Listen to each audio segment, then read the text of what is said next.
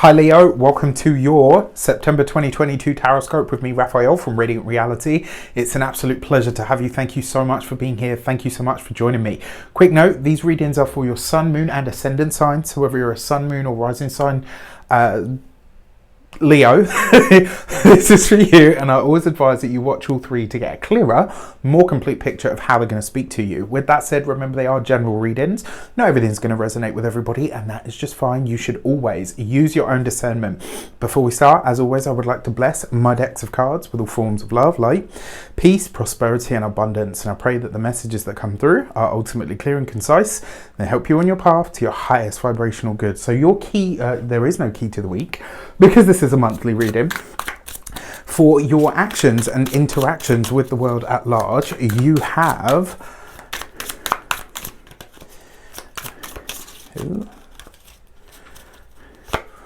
the Seven of Wands. All right, so this month, I'm going to be really honest with you, there might be a battle on your hands. All right, this month, a lot of the actions that you are trying to take, a lot of the things that you're trying to get off the ground or advance forward or move forward, you might have a little bit of a challenge with this. This is about you really needing to dig deep.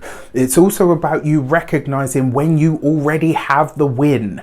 This is something that a lot of us really love to gloss over. It's like, well, you know, I didn't get everything that I wanted, but if you've had a win, take that win and utilize it. This is also a month for you to really be very clear on where you have the high ground, where you have the power and where you do not. This is a time of real self-honesty, okay? Your actions and your interactions with the world at large basically say that this month is going to be challenging. There are going to be some moments that you're having to really stick up for yourself or your point, but that doesn't mean that you can't have any form of advancement here. It just means that you've really got to read the room. You've got to read the situation that you find yourself in any given moment over the course of this month. The thing that I like about the Seven of Wands in this deck specifically is she's playing chess and she's got the queen piece right in front of her. And what does that always suggest? Well, when you've got your queen in play, you are still a contender. Once you lose your queen in the game of chess, you could consider it kind of all over. So this month you have to be strategic, know when you have already won, know when you've got the bargaining chip, and know when to bow out. For your communications and conversations with the world at large, you have the Magician card. All right, so I love this. The reason I love this is because, right, not only are you a master communicator this month, but a lot of the things that you are sharing or putting out into the world, they hit hard. And so it's really important when you have this kind of power, when you have this kind of sway, when you have this kind of ability to communicate something, make sure you have something to say that actually matters. Make sure that you're saying it in a way that is eloquent, that is precise, that is on the money. The other thing as well, for those of you that are battling bosses, people that are in positions of power, people that you're maybe looking at and thinking, wow, okay, you know what, I'm going to have to go toe to toe with this person and I'm not sure I'm able to do it. Sometimes it's not necessarily about how big somebody is or how successful or, you know, whether they've got all the power. Look at the whole story of David and Goliath. Sometimes it's about the way that you use what you have. So this month, when it comes to how you communicate, what you're sharing with the world, it's got to be precise, it's got to be clever, it's got to be well thought out, and it's got to be well constructed. All right, so this is a month where your communication could do wonders for you. It could also be as well, I mean, if we want to take it to the sort of lighter end of the scale, this could literally be you fighting for an opportunity and coming up out on top. But you are having to demonstrate your skill. You're having to show why you are the right person for the job, why you are the right person to be in that top spot in some way, shape or form.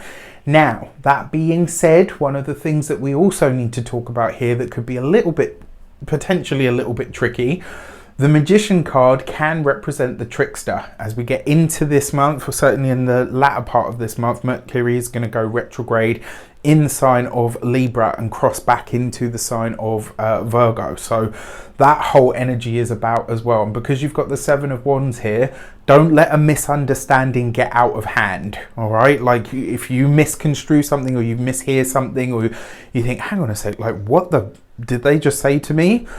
Go back and check it. This is a time to fact check, right? Because you could go off sort of on this mad, crazy tangent, and for what? What was the whole point? All right. For your heart and half sector, you have the Five of Pentacles. You've got this here with the Magician card, and the one thing that I do want to say to you is a family member, a friend, somebody, this is not a month, when it comes to money and close connections, be mindful this month, all right? There is a potential for somebody to try to pull the wool over your eyes. Maybe they're crying wolf, maybe they're saying, oh, you know, I don't have any money, or I don't have this, I need you to do this for me. And it's really just that they are trying to get you to do for them what they can already do for themselves. Watch out for some sort of financial manipulation when it comes to your feelings this month. When it comes to those of you that are partnered, married, or in long-term commitments, I've got to be honest, this would be a month where you really want to look out for the significant other's physical well-being. Tell them to watch out for all manner of slips, trips and falls. You know, where you're doing things absent-mindedly and you trip over something and you hit the deck, before you know it, you've twisted an ankle, or you've, you know, done it in a knee, or, you know, all of that. I'm not laughing because it's funny, but it's just, you know, just remembering some shocking events. But yeah, really watch out for the partner's physical well-being this month, because they could be a little bit clumsy. When it comes to those of you that are single and looking, honestly, just because of this mix of cards, I wonder if this is that you're realizing very quick that a certain person is not, maybe not necessarily who you thought they were, because it's almost like they've got nothing to hide, but you realize very quickly, this is not the person. This is not the person that I want to date. This is not the person that I want to be close to. You know what? And maybe as well, for some of you, you realize this is a really great friend, not necessarily great for a relationship. For your money and materials, you've got the Two of Wands. This is a card of affluence, right? Next to this Five of Pentacles, I'm going to tell you straight up, this is a good financial month for you, Leo. It looks to be that there are opportunities for career advancement here, possibly, especially when it comes to those of you that are employed or business owners. This could be you rubbing shoulders with powerful or wealthy people, or interacting with wealthy communities in some way. Now, the challenge that seems to arise here is when you start to, you know, come up trumps, or you appear to have more money, etc., you tend to find that there are a lot of hats in hands. This is something that you're going to need to be mindful of this month, but your personal finances and resources, you got an upswing here, and I am here for it. So let's check out your weeks of the month and see what's going on there. So for your first week of September, can you believe September already, is the Lovers card. Okay, so the Lovers with the Seven of Wands, choose your battles wisely, is my biggest piece of information. Like, this would, in the first week of the month, remember what I said about knowing when you've got a win? Absolutely. If you're having to interact with a powerful person, or somebody that could, you know, make or break your job or your business, etc., choose your battles wisely. And if you have to go up against Goliath, you make sure you use your brain, all right? You make sure that you construct your argument eloquently, elegantly, right? Keep it short, keep it sharp, keep it classy. If you know anything about me, that is very much how I do everything, all right? Yes, I'm loud. Yes, I'm theatrical. Yes, I'm over the top and all the rest of it. When things get serious or they get on top, I keep it short, I keep it sharp, and I keep it elegant. I like to keep my shit classy, all right? Deal with me how I deal with you. I'm going to deal with you how you deal with me, and I will keep it at that. I'm not one of these people that goes on vendettas and all. I haven't got time for it, all right? I like to keep it clear and concise. I use those words for a very, very important reason, all right? I got goosebumps now.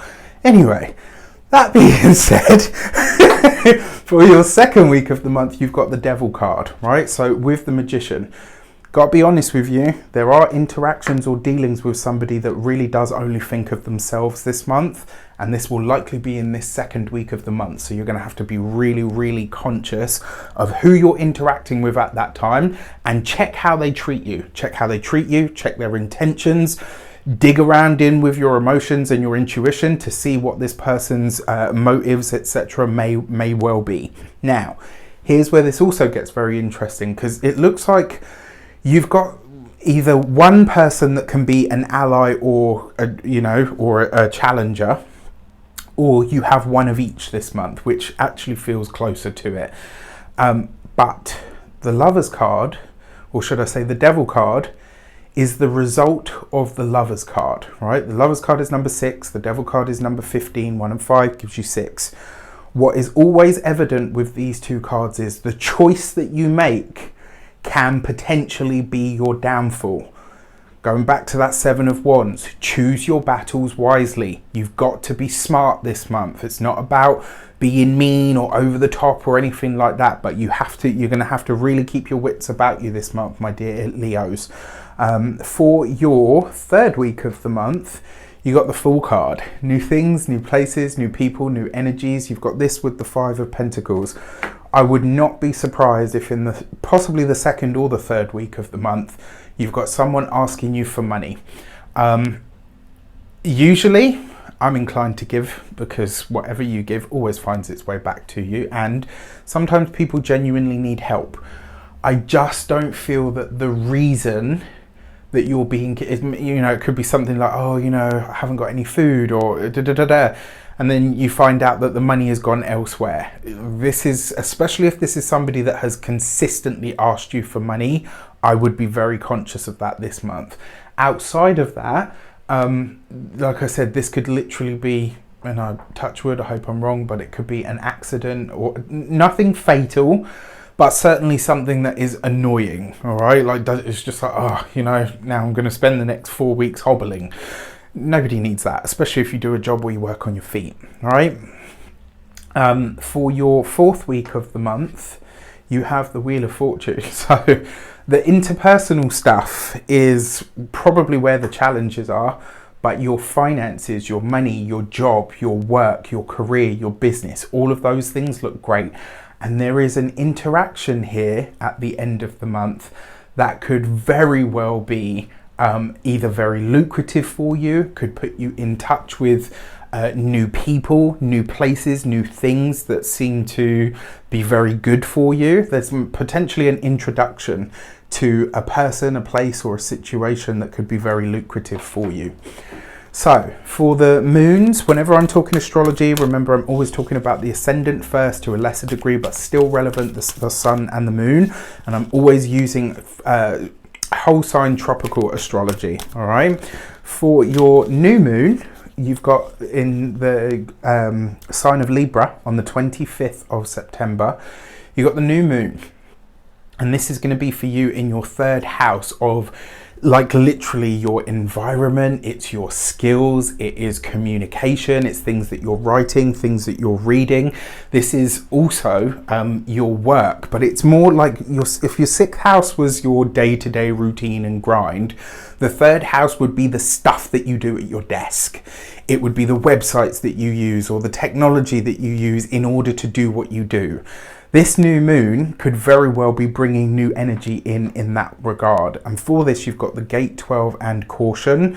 Remember, Mercury is going to be slowing down to go retrograde. So this is something to be mindful of, because it will go retrograde in the sign of Libra, your third house, and come back into the sign of Virgo, your financial and resource house, which could be bringing old opportunities to the fore. Very possible. Like I said, your money, I've got no problems with, unless we're talking about somebody asking for money, in which case I would be a little bit mindful.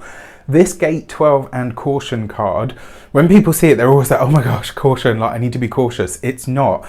It's a reminder that sometimes being too cautious is the thing that we, is the thing that holds us back.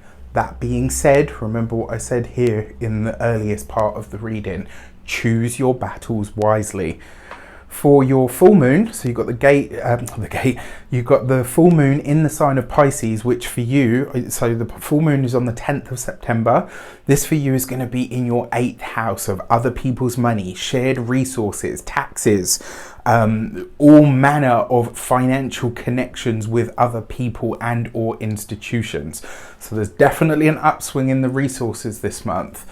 And it's interesting because Mercury will coming back into Virgo, it will be going through your second house.